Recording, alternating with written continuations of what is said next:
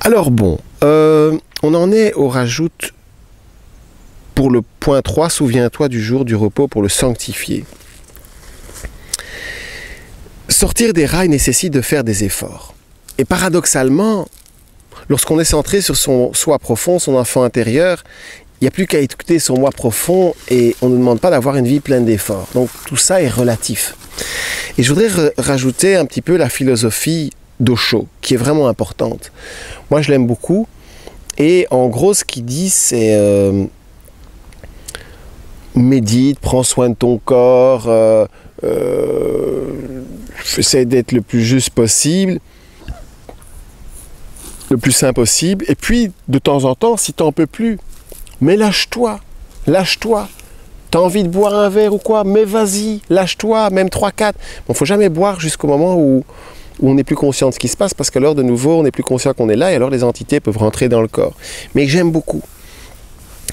Et effectivement, j'insiste, la plupart des gens en démarche spirituelle ne pensent qu'à monter et ne veulent surtout pas descendre. Et c'est quand on fixe les choses, quand les choses ne bougent pas, eh bien, ça provoque, entre guillemets, des cancers. Moi, je connais plein de gens dans le Nouvel Âge. Dans le Nouvel Âge, il n'y a pas moins de cancers qu'ailleurs. Hein. Je ne sais pas si vous réalisez. Surtout, moi, je connais des grands profs de yoga et des grands maîtres Reiki qui sont morts de cancer. Et la différence avec leur cancer des autres, c'est qu'il est apparu... Il est apparu de manière beaucoup plus foudroyante et les gens sont morts de manière beaucoup plus rapide. C'est normal, parce que s'ils utilisent ces techniques sans faire un travail émotionnel de remise en question profonde de leur vie, ben ils vont être en bonne santé, entre guillemets, ils seront plein d'énergie, plein d'énergie, plein d'énergie, plein d'énergie, ils auront l'air en pleine santé et tout, ils auront même des succès et tout, ils seront des stars, mais on peut être en bonne santé, plein de puissance et toujours servir ce monde, cette matrix, ce système injuste. C'est ça qu'il faut comprendre, hein. C'est pas une question de santé, d'être en bonne santé, c'est une question de choix. Et on explique très bien ça dans Harry Potter, je crois que c'est dans le 2e film à la fin, dans le 2e livre. Je conseille de lire les livres, moi j'ai adoré, beaucoup mieux que les films. Et bien à la fin, il y a Harry qui parle avec Dumbledore et il lui dit, vous savez, Dumbledore, je suis un peu mal parce que pour finir Malfoy, mais je suis comme lui, moi aussi je suis égoïste, je suis méchant et tout. En plus, on suit les mêmes cours, je ne suis pas spécialement plus fort que lui et tout. Et puis, Dumbledore l'arrête et lui dit, mais tu sais, ce ne sont pas notre puissance, notre force, notre santé qui fait de nous un sorcier blanc ou un sorcier noir. Ce sont nos choix. Et c'est ça qui est super important à comprendre. Et donc, effectivement, je vais vous lire, une fois n'est pas coutume, 2 extraits que je trouve extraordinaires. Ça vous ennuie, ben vous passez en accéléré. C'est d'abord un extrait de Jung, de Carl Jung, dans son livre autobiographique « Ma vie ». Et je dirais qu'il parle du sage indien parce que je trouve que ce que j'appelle, en tout cas la partie du Nouvel Âge que je trouve qui a été récupérée par les égrégores religieuses, eh bien effectivement, on peut aussi dire que souvent ces gens-là, ils tombent dans ce qu'on appelle le piège indien. Encore une fois, l'Inde a plein de choses merveilleuses à nous apprendre, mais le problème, c'est que très peu en Inde font le travail émotionnel et je prétends que l'alliance, elle est là. Le travail énergétique, la méditation pour l'Inde, allié avec l'aspect psychologique, psychanalytique. Donc Jung a été le meilleur élève de Freud, le plus proche, puis ils se sont séparés parce que Freud, il était athée, il ramenait tout au sexe, et Jung, il savait que le monde invisible existe. Et donc il y a un siècle, il a déjà été en Inde, et voilà ce qu'il écrit. Pourquoi? Parce que pour moi, le piège de l'Inde et du Nouvel Âge, ce sont des gens qui sont drogués à l'énergie de la joie, de la tendresse et de la paix. Et donc, quelque part, ils n'arrivent pas à sortir leur épée qui tranche, et cette épée, c'est le féminin sacré. Vous comprenez? C'est le féminin sacré. C'est dommage, j'avais un article que je voulais écrire pour Soleil Levant, mais les cathos se sont plaints, et on m'a enlevé ma rubrique dans Soleil Levant. Mais n'en voulez pas Soleil Levant, parce qu'ils ont été très, très fabuleux, qui m'ait laissé écrire comme ça pendant plusieurs mois d'affilée.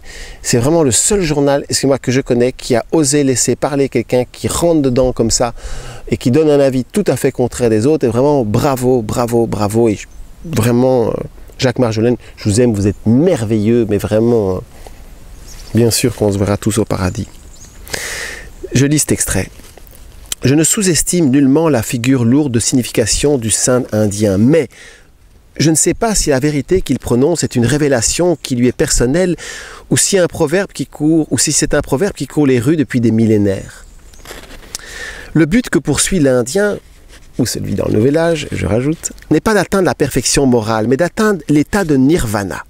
Il veut se libérer de la nature et par conséquent atteindre par la méditation l'état sans image, l'état de vide.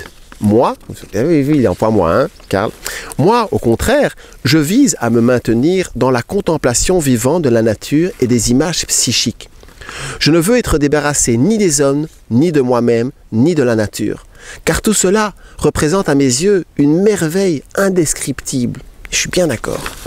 Moi, je veux le beurre, l'argent du beurre, et, ben oui, évidemment, et la crémière. Pardon. Car tout cela représente à mes yeux une merveille indescriptible. La nature, l'âme et la vie m'apparaissent comme un épanouissement du divin. Pour moi, il n'y a pas de libération à tout prix. Je ne saurais débarrasser de quoi que ce soit que je ne possède, que je n'ai ni fait ni vécu. Une réelle libération n'est possible que si j'ai fait ce que je pouvais faire, si je m'y suis totalement adonné ou y ai pris totalement part. Si je m'arrache à cette participation, j'ampute en quelque sorte la partie de mon âme qui y correspond. Certes, il peut arriver que cette participation me soit trop pénible et que j'ai de bonnes raisons pour ne pas m'y adonner entièrement. Mais alors je me vois contraint de confesser un non possumus. Nous ne pouvons pas. De reconnaître que nous ne pouvons pas, que j'ai peut-être omis quelque chose d'essentiel et n'ai pas accompli une tâche.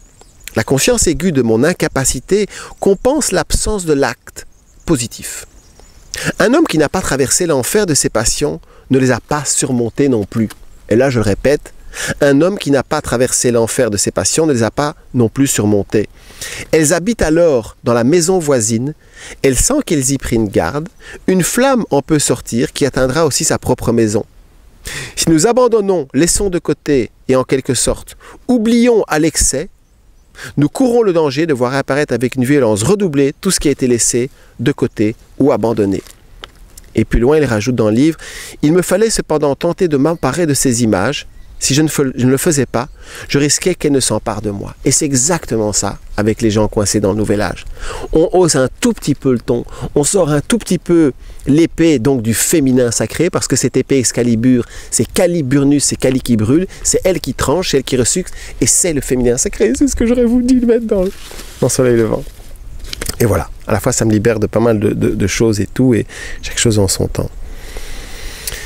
Et donc l'idée c'est encore une fois, comme je disais tout à l'heure, de voyager sur l'échelle des chakras. Et je vous lis un deuxième extrait d'un livre Qui aime quand je t'aime, de l'amour qui souffre à l'amour qui s'offre, Pocket Évolution de Catherine Ben Saïd et Jean-Yves Leloup. Comme quoi je suis ouvert, parce que Jean-Yves Leloup, enfin, je ne sais plus de quel ordre chrétien il se déclare, mais ça n'empêche que voilà, j'adore les choses qu'il dit et tout. Et voilà, pour finir, l'étiquette qu'on se donne, c'est peut-être pas si important. Après moi je dis, pourquoi se donner l'étiquette?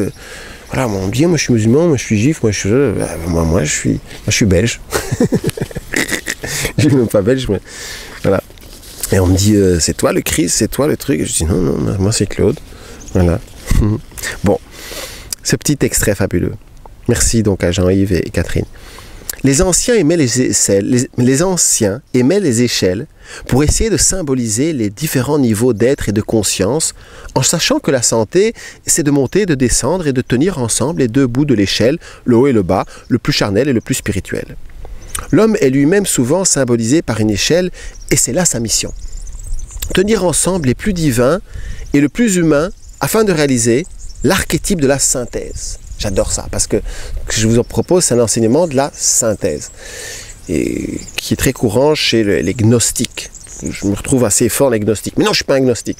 Un être libre, indépendant, autonome, qui évolue tout le temps, qui change tout le temps. Pourrions-nous imaginer une échelle de l'amour? Et si vivre, c'est apprendre à aimer, n'est-ce pas apprendre à monter et descendre cette échelle, à en goûter chaque barreau, la hauteur et le point de vue qu'il nous offre sur le réel? L'amour est aussi un arc-en-ciel qu'on ne peut réduire à une seule de ses couleurs. Chaque barreau de l'échelle, comme chaque couleur de l'arc-en-ciel, est une expérience particulière et de un innombrable de l'amour. Une expérience particulière et de l'un innombrable de l'amour.